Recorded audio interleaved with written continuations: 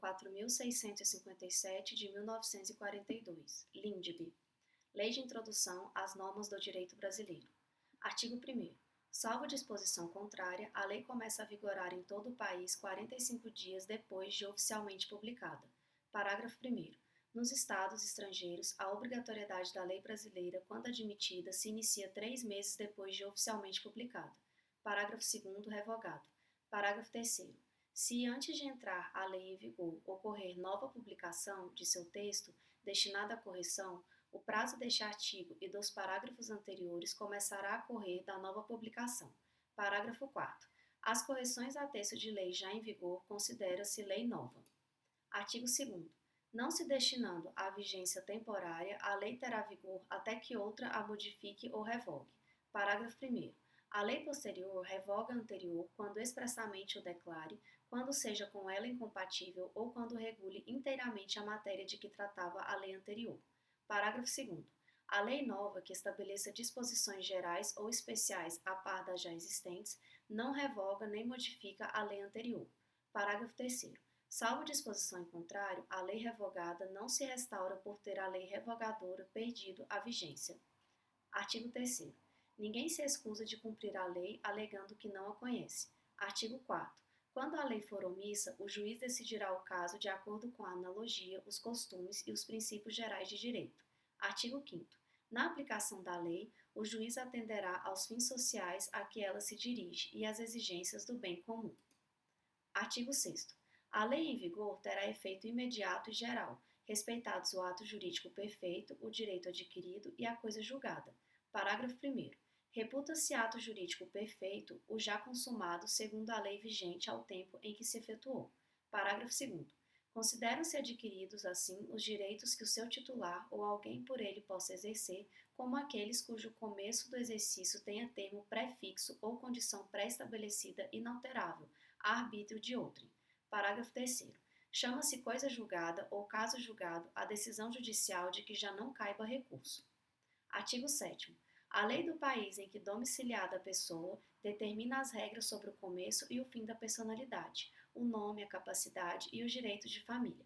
Parágrafo 1º.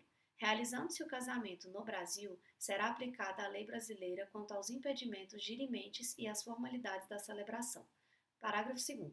O casamento de estrangeiros poderá celebrar-se perante autoridades diplomáticas ou consulares do país de ambos os nubentes.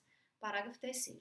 Tendo os nubentes domicílio diverso, regerá os casos de invalidade do matrimônio a lei do primeiro domicílio conjugal. Parágrafo 4º. O regime de bens, legal ou convencional, obedece à lei do país em que tiverem os nubentes domicílio, e se este for diverso, a do primeiro domicílio conjugal. Parágrafo 5º. O estrangeiro casado que se naturalizar brasileiro pode, mediante expressa anuência de seu cônjuge, requerer ao juiz, no ato de entrega do decreto de naturalização, se apostilha ao mesmo a adoção do regime de comunhão parcial de bens, respeitados os direitos de terceiros e dada essa adoção ao competente registro. Parágrafo 6º. O divórcio realizado no estrangeiro, se um ou ambos os cônjuges forem brasileiros, só será reconhecido no Brasil depois de 1 ano da data da sentença, salvo se houver sido antecipada de separação judicial por igual prazo, caso em que a homologação produzirá efeito imediato obedecidas as condições estabelecidas para a eficácia das sentenças estrangeiras no país. O Superior Tribunal de Justiça, na forma de seu regimento interno, poderá reexaminar, a requerimento do interessado, decisões já proferidas em pedidos de homologação de sentenças estrangeiras de divórcio de brasileiros, a fim de que passem a produzir todos os efeitos legais. Parágrafo 7º. Salvo o caso de abandono, o domicílio do chefe de família estende-se ao outro cônjuge e aos filhos não emancipados, e o do tutor ou curador aos incapazes sob sua guarda. Parágrafo 8º. Quando a pessoa não tiver domicílio, considerar-se-á domiciliada no lugar de sua residência ou naquele em que se encontre. Artigo 8º. Para qualificar os bens e regular as relações a eles concernentes, aplicar-se-á a lei do país em que estiverem situados. Parágrafo 1º. Aplicar-se-á a lei do país em que for domiciliado o proprietário, quanto aos bens móveis que ele trouxer ou se destinarem a transporte para outros lugares. Parágrafo 2º. O penhor regula-se pela lei do domicílio que tiver a pessoa, em cuja posse se encontre a coisa apenhada. Artigo 9º. Para qualificar e reger as obrigações, aplicar-se-á a lei do país em que se constituírem. Parágrafo 1º. destinando-se a obrigação a ser executada no Brasil e dependendo de forma essencial, será esta observada admitidas as peculiaridades da lei estrangeira, quanto aos requisitos extrínsecos do ato. Parágrafo 2º. A obrigação resultante do contrato reputa-se constituída no lugar em que residir o proponente. Artigo 10. A sucessão por morte ou por ausência obedece à lei do país em que o domiciliado, o defunto ou o desaparecido, qualquer que seja a natureza e a situação dos bens. Parágrafo 1º.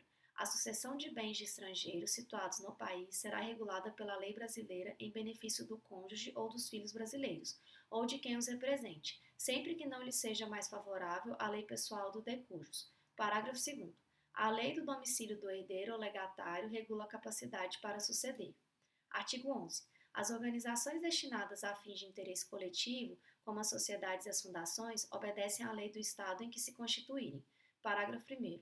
Não poderão, entretanto, ter no Brasil filiais, agências ou estabelecimentos antes de serem os atos constitutivos aprovados pelo governo brasileiro, ficando sujeitas à lei brasileira. Parágrafo 2º. Os governos estrangeiros, bem como as organizações de qualquer natureza, que eles tenham constituído, dirijam ou hajam investido de funções públicas, não poderão adquirir no Brasil bens imóveis ou suscetíveis de desapropriação. Parágrafo 3º. Os governos estrangeiros podem adquirir a propriedade dos prédios necessários à sede dos representantes diplomáticos ou dos agentes consulares. Artigo 12. É competente a autoridade judiciária brasileira quando for o réu domiciliado no Brasil ou a que tiver de ser cumprida a obrigação. Parágrafo 1º. Só à autoridade judiciária brasileira compete conhecer das ações relativas a imóveis situados no Brasil. Parágrafo 2º. A autoridade judiciária brasileira cumprirá, concedido o exequatur e segundo a forma estabelecida pela lei brasileira, as diligências deprecadas por autoridade estrangeira competente, observando a lei desta quanto ao objeto das diligências. Artigo 13. A prova dos fatos ocorridos em país estrangeiro rege-se pela lei que nele vigorar, quanto ao ônus e aos meios de produzir-se, não admitindo os tribunais brasileiros provas que a lei brasileira desconheça. Artigo 14. Não conhecendo a lei estrangeira, poderá o juiz exigir de quem a invoca prova do texto e da vigência. Artigo 15. Será executada no Brasil a sentença proferida no estrangeiro, que reúna os seguintes requisitos: a. Haver sido proferida por juiz competente. B. Terem sido as partes citadas ou haver-se legalmente verificado a revelia. C. Ter passado em julgado e estar revestida das formalidades necessárias para a execução no lugar em que foi proferida. D. Estar traduzida por intérprete autorizado. Atenção para a letra E. Ter sido homologada pelo STJ, conforme a Constituição Federal de 88. Parágrafo único revogado.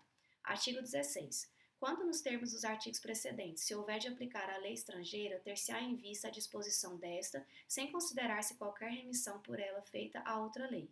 Artigo 17. As leis, atos e sentenças de outro país, bem como quaisquer declarações de vontade, não terão eficácia no Brasil, quando ofenderem a soberania nacional, a ordem pública e os bons costumes.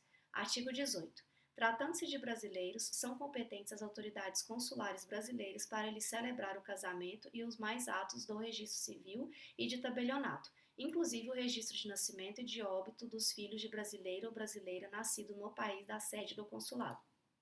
Parágrafo 1º. As autoridades consulares brasileiras também poderão celebrar a separação consensual e o divórcio consensual de brasileiros, não havendo filhos menores ou incapazes do casal e observados os requisitos legais quanto aos prazos, devendo constar da respectiva escritura pública as disposições relativas à descrição e à partilha dos bens comuns e à pensão alimentícia, e ainda ao acordo quanto à retomada pelo cônjuge de seu nome de solteiro ou à manutenção do nome adotado quando se deu o casamento. Parágrafo 2º. É indispensável a assistência de advogado devidamente constituído, que se dará mediante a subscrição de petição, juntamente com ambas as partes ou com apenas uma delas, caso a outra constitua advogado próprio, não se fazendo necessário que a assinatura do advogado conste da escritura pública.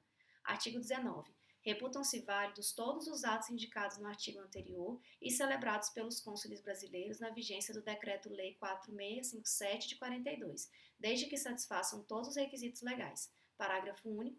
No caso em que a celebração desses atos tiver sido recusada pelas autoridades consulares, com fundamento no artigo 18 do mesmo decreto-lei, ao interessado é facultado renovar o pedido dentro de 90 dias contados da data da publicação desta lei.